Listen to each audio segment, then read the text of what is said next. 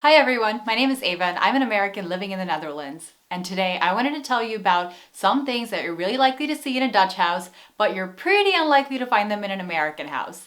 And I think, as always, this gives you an insight into Dutch culture and some of the quirks of Dutch people. Ava, did you say quirks? Yes, I did. Let me illustrate by starting with thing number one on the list. And that is, if you go to a Dutch person's house, and I don't know how to say this, but let's say you go to a white, stereotypical Dutch person's house, I find that sometimes, actually quite often, I see something that I think is unexpected as not only an American, but as someone who's also lived in India for a long time. I'm always surprised by the number of random Buddhas in their homes. It's just such a random thing. I don't even hear these Dutch people preaching Buddhism. I don't think they practice Buddhism. I don't know, correct me if I'm wrong, but I am just surprised to see these Buddhas everywhere.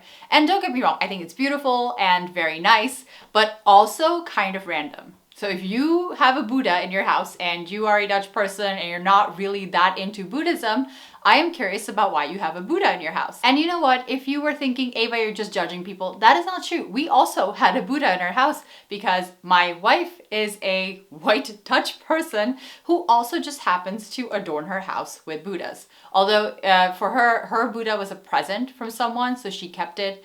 And of course, I liked it. Recently, when we moved, it kind of got lost somewhere. So I couldn't find it for this video, but we used to have one and other Dutch people have them too. Now the next thing you're very likely to see in a Dutch house, but you're pretty unlikely to find this in an American house, are steep or narrow stairs or both. And let me tell you, you're probably thinking, Ava, older Dutch homes, of course they have narrow stairs because they had to, I don't know, be put in afterwards. Who knows what things were like back then? And I'm talking about houses that were built before the World Wars, but that's not that long ago. So when people say, oh, you know, these old houses and their steep, narrow stairs, it's like people back then also had feet and they also needed to go upstairs. So I don't understand why the stairs had to be steep and narrow. And then second, I find that even the newer homes, sometimes their stairs are not as comfortable and broad as I would expect because I have different standards coming from the US. In America, the stairs are a normal width, you know, both like this, and the depth is also present. So you can comfortably put your feet. And you know, Dutch people are tall. I'm sure taller people have big feet. I don't know if this is based in fact, but I just don't understand the difference there. And again, even in newer homes, you will still sometimes find that the stairs can be windy and they're still pretty like narrow. They're not quite wide enough for you to put your foot there. And I always have this trouble where I have just learned, honestly, even in my house, my stairs are considered normal, but I have just learned to walk on them sort of sideways. And I only notice that something is off with my stairs when people come to visit me from abroad. And then I see them struggling and I feel so bad because I wish I had normal stairs to offer them. But how do I tell them that my stairs are considered normal? The next item on this list is actually pretty amazing, and they have to do with Dutch windows and sometimes even doors. So the windows and doors here, you often have a special kind of window and door. They're more modern, so it's not about older houses. And in those windows and doors, you can not only open them like, you know, what you would a regular window, but if you turn the knob all the way up, then you kind of open it a little bit, you crack it open so that the air can come in without completely opening the window. I absolutely love it because on some days where there's a lot of wind, this is really useful because you could just turn the knob all the way up and open your window, crack it up a little bit. Dutch people also really love to air out the house. They don't like it when it's too stuffy. So even in the winter, they'll want to crack open a window a little bit for een beetje frisse lucht. So those windows are handy in those cases. Okay, and right away I have to mention something infamous about Dutch houses and Dutch people, and those are their curtains. Well, or rather the lack thereof. But also, one thing that I've noticed is that sometimes in Dutch homes, you do have curtains, but then there are these see-through types, which I've seen less in the US. In the US, I've actually often seen thick curtains or even just blinds. And here, of course, you have blinds too sometimes. But the ones that I typically see in the US with the little plastic lines through them, they are less common here. And what I see more commonly are these see-through curtains. So I thought that was interesting. So if Dutch people have curtains, they're still see-through often. So I don't know, some Dutch obsession about letting people peek into their lives, whereas I'm all about that privacy. Just kidding, I post stuff on the internet, so obviously my definition of privacy is a little warped. And now we're entering a whole section about Dutch toilets and Dutch bathrooms. And when I say bathrooms, I mean toilets. And this is so funny. On my Instagram recently, I asked people what they thought the most Dutch thing was, and you will not believe the number of people that had toilet-related items to share. So one is obviously, again, infamous, this Dutch toilet shelf. And I have been lucky until my current place to be spared the Dutch toilet shelf. I only saw that when I went over to friends to visit. And now I have one of these Dutch toilet shelves myself. So lucky me. And if you are new to the concept of this Dutch toilet shelf, you're probably thinking, what is she talking about? And it is exactly what it sounds like. The toilet bowl here is not really a bowl, it is more of a shelf. So your business is right on top of that shelf. Yeah, that's all I will say about it. The other thing you will find in a Dutch toilet, and not the bathrooms where there's a shower and all that stuff, that's typically okay, but where you have a separate toilet, you're going to find in that powder room toilet, bathroom, you're going to find a little sink. Not a big sink, not a human normal size sink. You're going to find a little sink, and you're going to find usually just the one knob that doesn't really distinguish between hot and cold water. It's just going to be cold water.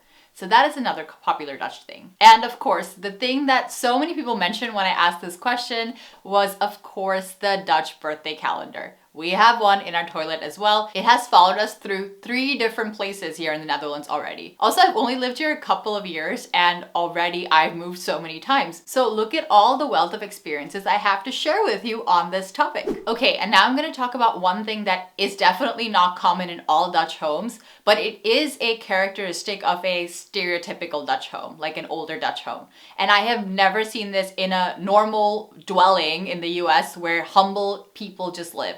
Maybe in like a church or something. And I'm talking about stained glass. So in a Dutch home, if you have an older home, it could just very well be possible that you have stained glass windows, original stained glass windows, or even those sliding doors with stained glass. And these are not newer, these are old, and they look literally like you've pulled them from a church. It is incredible. And you walk into someone's home and you just see these things and you think, oh my God, where am I? And I was really surprised by this because maybe in the US they are just more newer homes than here in the Netherlands, but I was completely blown away when I saw that this was a feature of, I would say, quite some Dutch homes, because yes, not for the newer homes, but for the older homes, this is a detail that keeps showing up. Okay, so now back to more normal things that you would see in a Dutch home. I want to actually take you outside the house and talk to you about something that I personally have not experienced in the US, and that is something that is called an achterom in Dutch, which is a around the back. That's why I had to translate it. I don't know if I'm exactly getting it right, but basically a lot of the times people in the Netherlands won't enter through the front, they'll enter through the back of the house.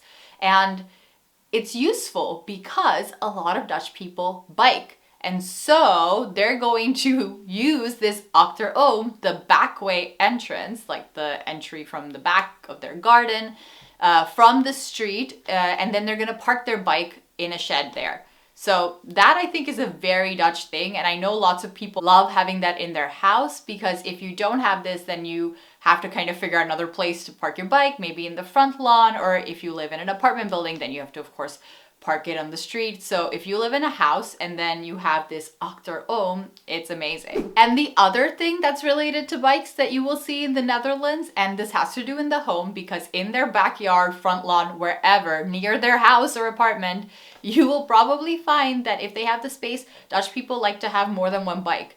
I have never even thought about this. In America, if you're a cyclist or a bicyclist, then maybe you have like your mountain bike and that's what you do. Like, or you have your, I'm not very good at bike types. You have a bike and you ride it, right? For whatever purpose you have your bike. Whereas here in the Netherlands, there are multiple purposes for a bike because people are just always on their bikes. So in the Netherlands, it's actually pretty common that people have one crappy bike that they commute with. And then, you know, that can get stolen, because in the Netherlands, bicycle theft is like the most popular crime there is. Very strange, I know. There's like an abundance of bicycles. The bike market is totally saturated. But still, so then you have a crappy bike that you use for everyday purposes that can get stolen. But then for more recreational purposes, you might have another nicer bike that you take out on the weekends and do longer bike rides with. So I thought that was interesting, and that definitely explains why there are more bikes than people in the Netherlands. True fact. So those are some things I wanted to share with you today about what you might find in a Dutch home. If you think I've left anything out, feel free to let me know in the comments down below. And as usual, until next time.